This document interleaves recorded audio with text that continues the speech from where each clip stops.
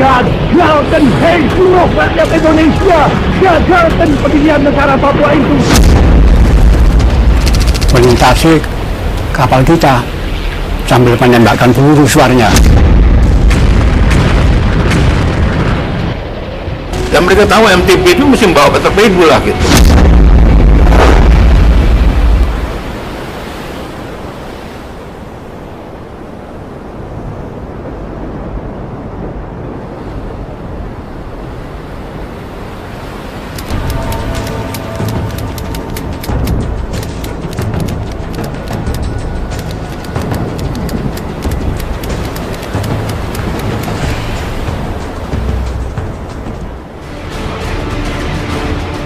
Sudah lebih dari 1 dasawarsa, masalah pengembalian Papua Barat ke pangkuan NKRI tidak kunjung usai.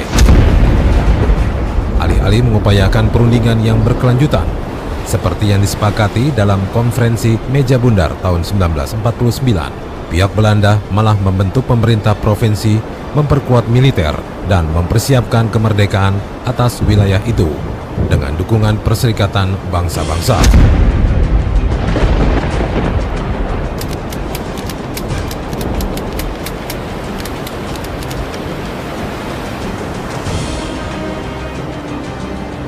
Usulan Belanda untuk menyelesaikan sengketa melalui Mahkamah Internasional ditolak oleh pemerintah Indonesia dengan dasar wilayah NKRI adalah bekas wilayahan jajahan Hindia Belanda sesuai Konvensi Internasional Pembentukan Negara-Negara Merdeka pasca Perang Dunia Kedua.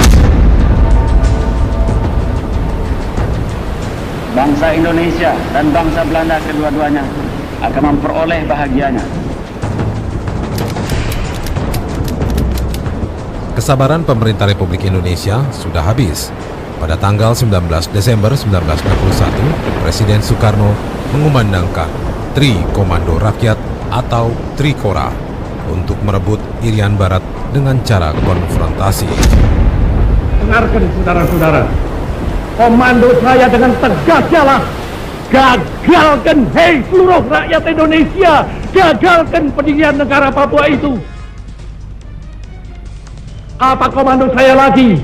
Hei seluruh rakyat Indonesia, kibarkan bendera sang merah putih di Papua, di negara ini, di Irian Barat itu.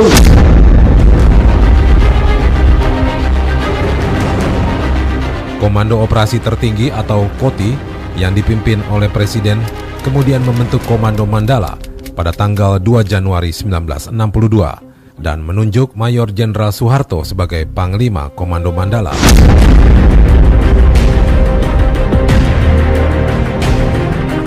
Perintah menggelar operasi infiltrasi lewat laut ke bumi Papua datang di awal Komando Mandala mengkonsolidasikan kekuatan tempurnya.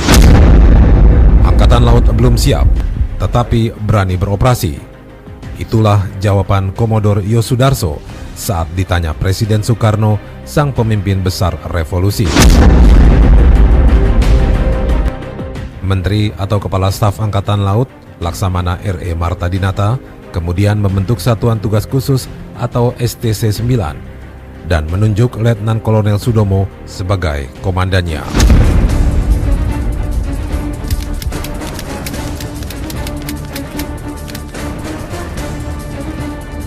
Kapal-kapal tempur cepat jenis motor torpedo boat atau MTB ditetapkan sebagai sarana yang paling tepat untuk mengemban misi rahasia ini. Meskipun kapal cepat kelas Jaguar ini belum dilengkapi torpedo yang merupakan senjata utamanya dan secara teknis belum teruji kelayakannya untuk melakukan lintas laut, melampaui jarak jelajah maksimalnya yang hanya 700 mil laut.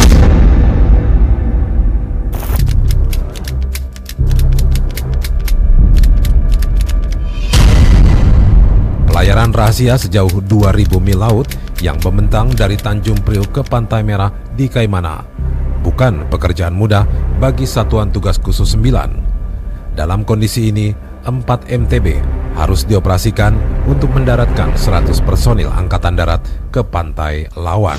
Sudah direncana, perintah sudah ada itu, mendaratkan satu kompi militer dari suku dari daerah sana ya toh. Nah, itu saya kumpulkan kolonel-kolonel sama letnan kolonel. Nah, saya jelaskan persoalannya, pelaksanaannya, waktunya dan sebagainya. Karena sudah ditentukan harus mendarat tanggal 15, berangkatnya tanggal 9 dan sebagainya itu. Orang dan kapal ini tidak ada torpedonya. Wah, ini sama dengan dikorbankan lah gitu. Tidak ada yang berani. Padahal lelang kolonel, dia akan terus dinaikkan pangkatnya ke kolonel.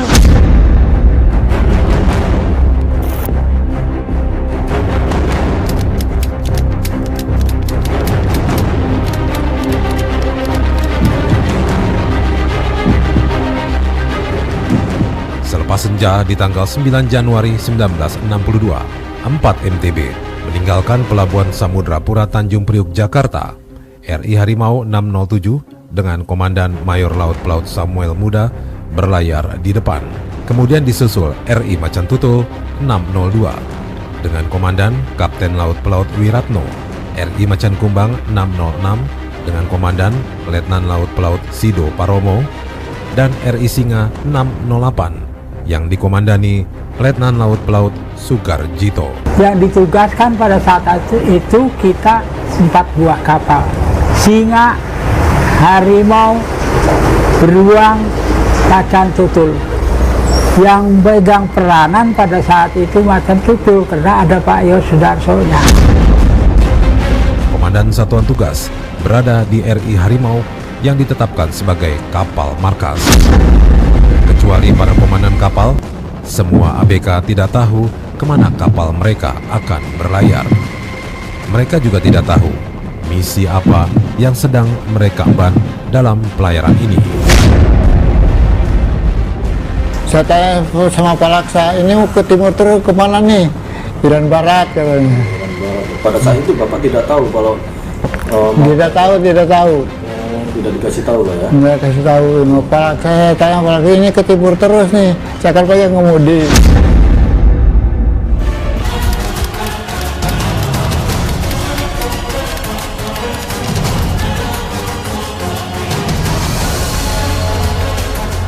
Disebabkan oleh keterbatasan kemampuan jelajahnya, kapal-kapal cepat torpedo ini memerlukan pembekalan ulang dan pengisian bahan bakar ulang yang semuanya dilakukan di tengah laut di 3 titik kumpul atau rendezvous yang disingkat RV.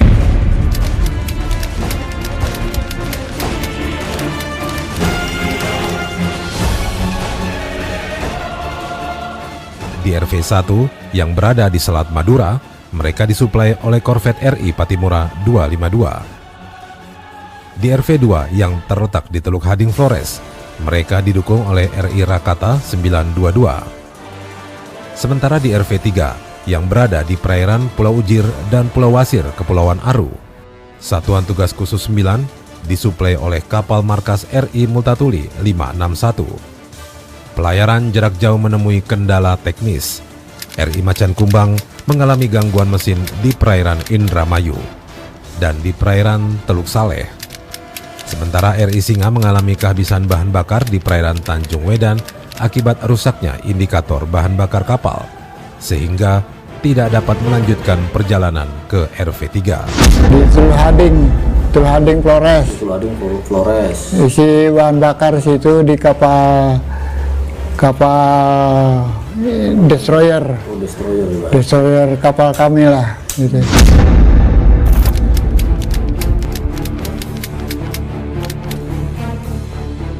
Operasi tetap dilanjutkan meskipun tinggal menyisakan 3 kapal. Tanggal 15 Januari 1962 menjadi hari yang sangat panjang. Pasukan Angkatan Darat yang berkekuatan 100 orang beserta peralatan tempurnya melaksanakan embarkasi ke-3 MTB dari RI Multatuli pada pagi hari. 2 petinggi TNI hadir untuk melihat secara langsung jalannya operasi, sekaligus memberikan dukungan moral bagi para prajurit yang bertugas. Mereka adalah Deputi 1 Operasi Menkasal, Komodor Yosudarso, dan Asisten Operasi Menkasat, Kolonel Infantri Mursid. Di saat itulah para prajurit Angkatan Laut pengawal kapal-kapal MTB baru mengetahui misi apa yang akan mereka emban. Kami akan bertempur. Sudah bayangan-bayangan yang negatif dan jelek itu terbayang. Kita sebagai tentara ditugaskan berat. Kita kan ini untuk masuk bendera. Nah, kita yang itu otomatis serahkan kepada Tuhan. Tidak ada rasa ragu dan rasa gentar di dada mereka. Terlebih saat para prajurit mengetahui dua petinggi TNI memutuskan ikut serta di medan operasi bersama-sama dengan mereka. Komodor Yosudarso berada di RI Macan Tutul dan Kolonel Infantri Mursid berada di RI Harimau. Yang ada di situ ya kita tahu informasi sama Pak Yosudarso, Wiratno, Ciptadi.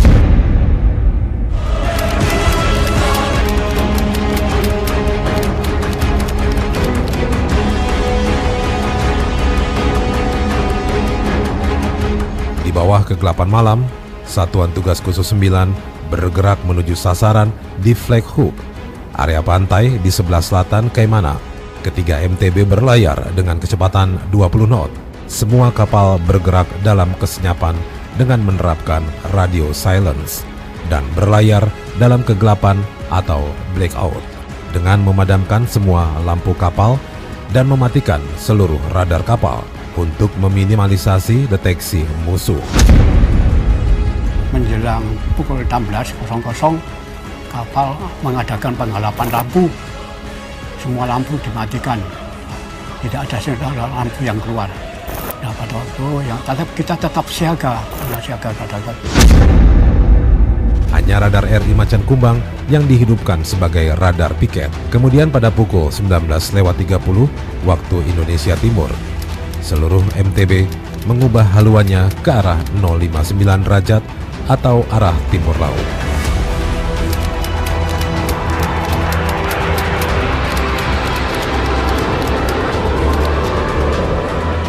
Meskipun kapal-kapal ARI bergerak dengan penuh kerahasiaan, namun sebuah pesawat patroli Belanda jenis Neptune telah mendeteksi pergerakan ketiga MTB pada jarak 60 mil laut dari Flag Hook sejak pukul 20.25 waktu Indonesia Timur. Secara mendadak dari lambung kanan ini ada suatu pesawatnya Belanda, satu yaitu Neptune, nah ini melintasi kita. menjelang pukul 21, ya kapal mengadakan gencatan senjata. Ada dua pesawat terbang dari Belanda melintasi kapal kita.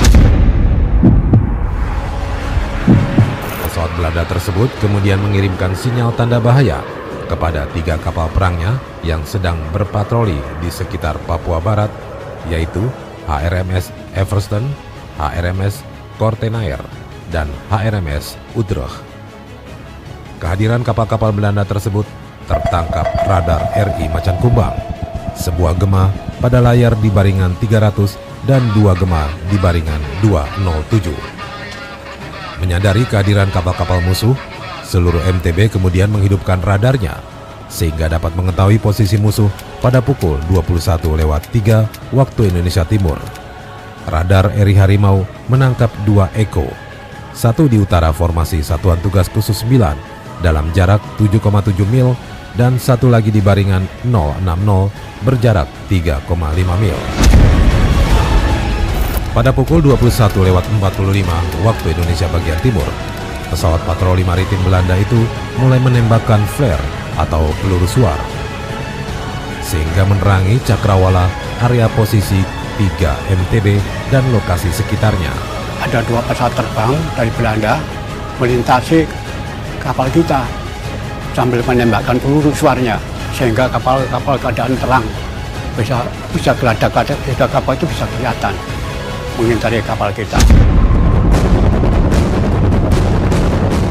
Sementara itu, untuk menghalau pesawat Neptune Belanda yang terus menembakkan peluru suar, RI Macan Kumbang mulai membalas menembak dengan meriam 40 mm dan mitraliur 12,7 mm. Selain peluru suar, pesawat Neptune Belanda ternyata juga melepaskan tembakan roket. Terus kembali lagi dia ini nembaki dengan peluru suar. Dia nyerang itu flare. Nah, lanjutnya ini dia juga nembakkan roket, tapi tidak mengenai kapal kita. Nah, waktu itulah kapal kita yang terakhir itu, yang banyak kumbang itu nembak itu ke kapal terbang itu. Ini sudah ditunggu menembak itu, yang dari kapal itu nembak kita. kita nggak tahu kalau di sekitar kita itu ada kapal destroyernya Belanda itu, ya, itu yang sudah menanti kedatangan kita ini. Nah, kapal ini menuju ke kapal situ, dan mereka tahu MTB itu mesti bawa torpedo lah gitu. Melihat pesawat Neptune ditembak pada pukul 22:03 waktu Indonesia Timur, kapal-kapal perang Belanda mulai melepaskan tembakan ke arah formasi Satuan Tugas Khusus 9, sehingga tampak air laut bersemburan di kanan dan kiri MTB Alri. Kapal-kapal Belanda tidak ingin membiarkan ketiga MTB Alri lolos begitu saja. Di tengah situasi genting ini, Komodor Yosudarso mengambil alih komando RI Macan Tutul, dan dengan kecepatan penuh MTB ini melaju pada haluan 329 derajat, yang berarti mengarah langsung ke posisi HRMS Everston. Manuver ini berhasil mengalihkan serangan kapal-kapal kombatan utama Belanda hanya ke arah RI Macan Tutul. Mereka mengira MTB ini akan melancarkan serangan torpedo. Dan mereka tahu MTB itu mesti bawa torpedo lah gitu. Dikiranya akan adanya torpedo attack, dulu dikonsentrasi tembakan itu. Kena yang di belakang, kena yang tengah, di muka. Pertama itu yang ditembak radar putus, jadi langsung masuk ke laut. Itu PHP 3. PHP itu kena terbakar, sudah nggak bisa hubungan apa-apa. Komandan Wiratno itu kena memberitahukan pakai radio itu ke Pak Yos bahwa beliau ini kena pecahan mortir. Pukul 22:07 waktu Indonesia bagian timur, HRMS Everston mulai menembakkan meriam 120 mm secara terarah ke arah RI Macan Tutul. Tembakan ke RI Macan Tutul juga dilakukan oleh HRMS Kortenehaer. Tak berapa lama kemudian ada bombardir dari Belanda. Ya, meledak kapal kita. Pada pukul 22:08 waktu Indonesia bagian timur, Komodor Yosudarso melalui radio telefoninya mengumandangkan perintah legendarisnya yang berbunyi, "Kobarkan terus semangat pertempuran." Secara bersamaan, dua meriam 40 mm RI Macan Tutul melepaskan tembakan terarah ke HRMS Everston.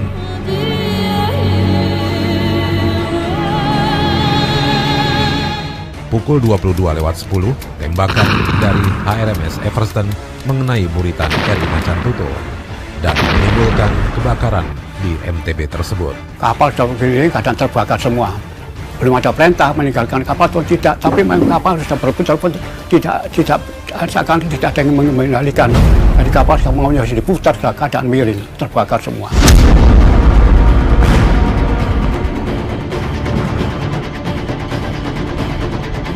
Pada pukul 22:30 waktu Indonesia bagian timur, tembakan kedua HRMS Everston mengenai bagian tengah RI Macan Tutul, sehingga terjadi ledakan.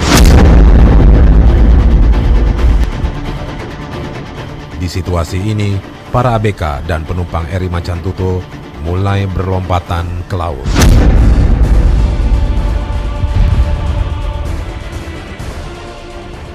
Pak Yos pegang pimpinan ini belum begitu lama, rupanya di Anjungan itu sudah kalang kabut, sudah api, kena tembak-tembak itu sudah menyala besar. Kemungkinan Pak Yos itu di situ juga kena, tapi mendengarkan suara itu dari Anjungan, suara Pak Yos itu bahwa Pak Yos memberikan pesan, ya, pesan terakhirnya itu kobarkan semangat pertempuran Aru.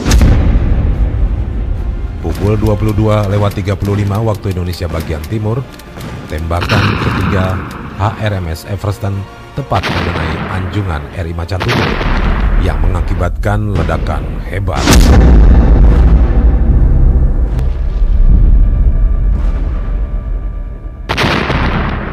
Akibatnya, RI Macan Tutul mulai berhenti bergerak hingga akhirnya tenggelam di koordinat 04-4900 Selatan, 135-0200 Timur. RI Macan Tutul tenggelam secara gentle and brave di kedalaman Laut Arafuru. Sampai detik ini, ataukah mungkin sampai akhir hayat saya pribadi, masih tetap berada di dalam hati saya. Itu adalah pesan dari Yai Sudarso yang melalui radio RTF. Saya kalau mengisahkan ini mesti mengeluarkan air mata. Mohon maaf. Sampai detik ini masih berada di hati saya. Pesan itu adalah melalui radio RTF dari Komodo Yai Sudarso, yang pasti diterima oleh kedua kapal dan pos-pos PHB seluruh TNI Angkatan Laut. Mungkin Mabesal juga terima, atau institusi TNI lainnya juga akan terima. Isinya dalam tanda petik, kobarkan semangat pertempuran.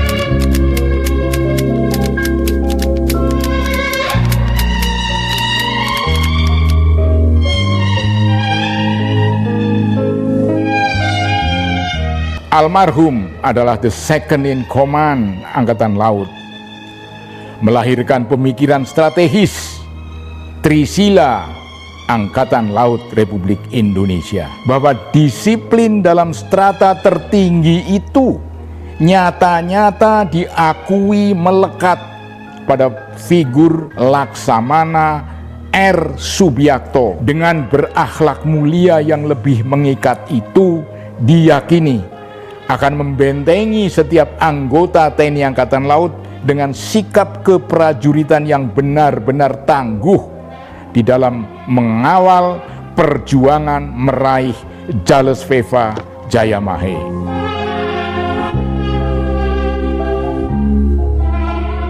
Apa yang disampaikan Komodor Yos pada saat beliau memimpin pertempuran di Laut Aru, itu semuanya dilandasi oleh kesadaran beliau, kepatuhan beliau kepada Trisila yang memang menjadi landasan acuan dari setiap perjuangan yang dimana.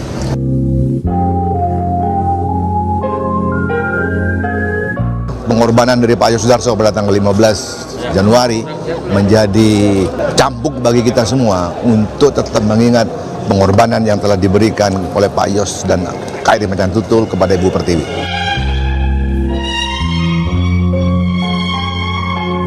Yang paling utama dari kisah Yos Sudarso itu adalah quote dia atau pernyataan dia bahwa Laksamana Yos ini tidak pernah mengibarkan bendera victory, tidak pernah mengibarkan bendera kemenangan, tapi dia semata-mata hanya mengibarkan bendera kewajiban. Ini maknanya sangat besar. Artinya kita tidak pernah harus membanggakan diri kalau berhasil dalam tugas.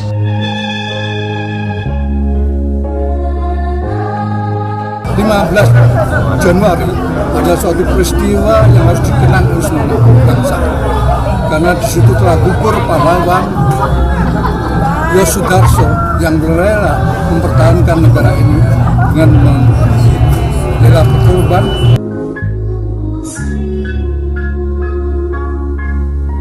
Semangat jiwa kepala beliau, semangat rela berkorban, ini harus tetap berkorban kepada anak-anak sekarang. Walaupun pada dimensi yang berbeda.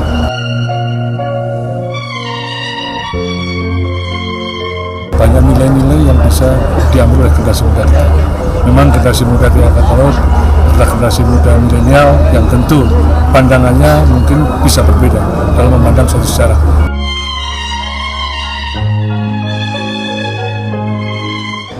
lahirnya Trisila itu salah satunya adalah karena diwarisi, diilhami oleh pemikiran-pemikiran dari Komodoro Sudarso.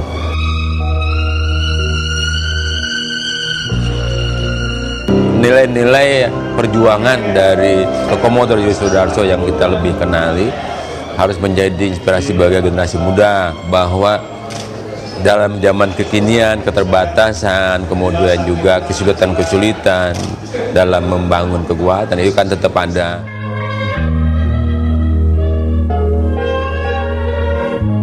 Semangat itu ada di hati semua prajurit TNI Angkatan Laut. Mereka telah mendapat contoh yang bagus dan mereka akan mengulangi itu, sebab itu adalah sesuatu yang akan menentukan hari depan Republik Indonesia.